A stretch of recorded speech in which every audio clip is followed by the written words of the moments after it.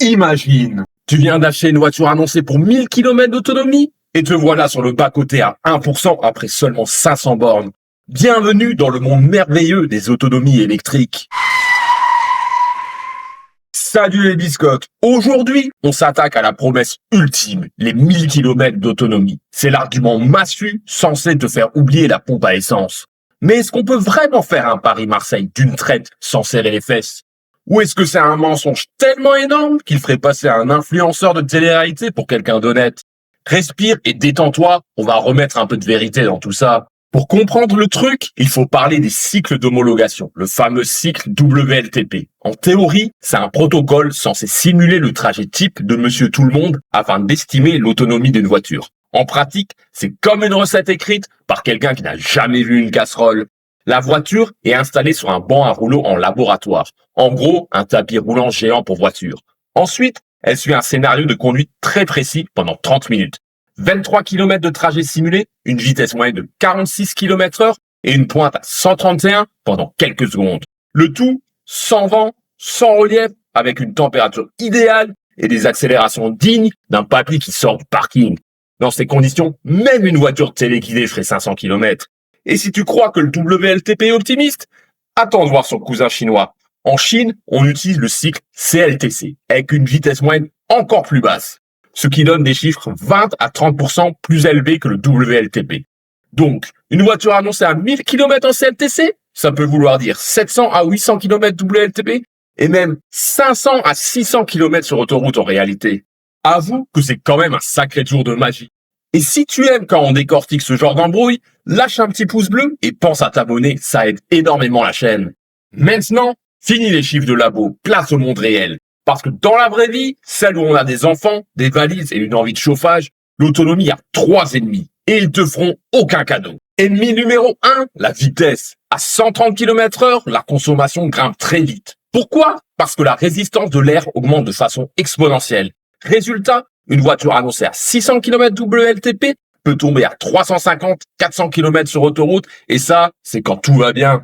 Ennemi numéro 2, le froid. Quand l'air se refroidit, la batterie devient moins efficace et la voiture doit maintenir le pack à bonne température. Au final, tu perds facilement 20 à 30% d'autonomie. Et si tu mets le chauffage, la voiture commence à regarder les bornes comme si c'était des oasis dans le désert. Ennemi numéro 3, le poids. Pour compenser tout ça, les constructeurs ajoutent plus de batteries. Le problème, c'est qu'elles sont très lourdes. Donc, plus on en met, plus la voiture devient lourde, plus elle consomme, et plus il faut rajouter de batterie. Regarde le nouveau Volvo EX60. Il peut dépasser les 800 km WLTP, mais pèse près de 2,5 tonnes. C'est comme essayer de courir un marathon avec un sac de ciment sur le dos. Bon, maintenant qu'on sait ce qui flingue l'autonomie, voyons ce qui promet de la sauver. Si tu veux vraiment approcher les 1000 km, il n'y a pas de secret. Il faut une voiture qui ressemble à un galet, pas à une armoire normande. La Lucid Air en est la preuve. Aérodynamisme de folie, efficience record. Les SUV, eux, sont tout le contraire. Trop haut, trop lourd, trop gourmand. Mais bon, tout le monde ne veut pas rouler dans une salonnette de 5 mètres. Du coup, certaines marques ont trouvé une solution beaucoup plus simple. Utiliser une batterie XXL. C'est le cas de la Zeekr 001, avec une batterie de 140 kWh, presque le double d'une Tesla Model Y grande autonomie. Autrement dit, pour atteindre ces chiffres, on ne parle plus d'une grosse batterie, mais d'un pack de camions sous le plancher. Et même avec ça, sur autoroute en hiver, tu seras plutôt autour des 600 km si tu gardes le pied léger.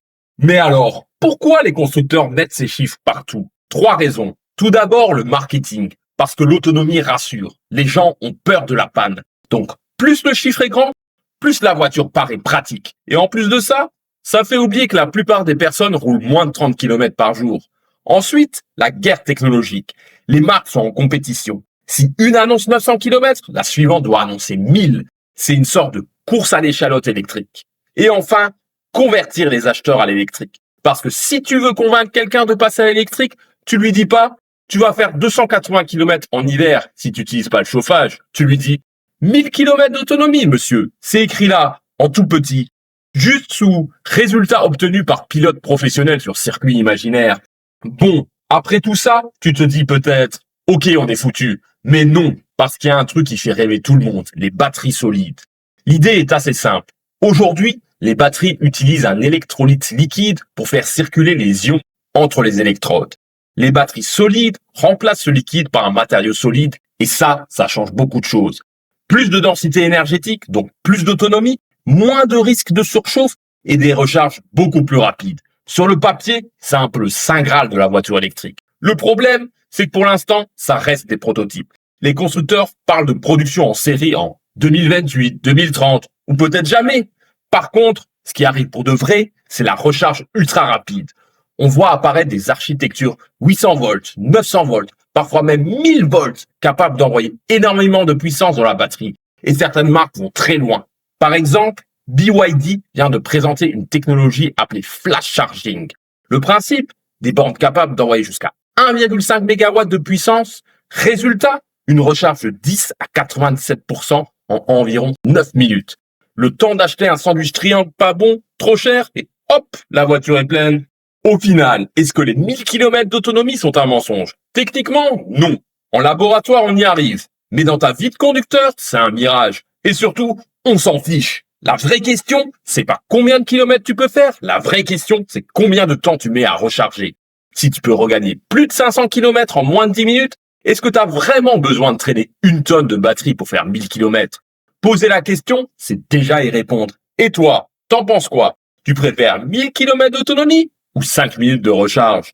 Dis-le moi en commentaire et n'oublie pas de t'abonner pour d'autres analyses croustillantes.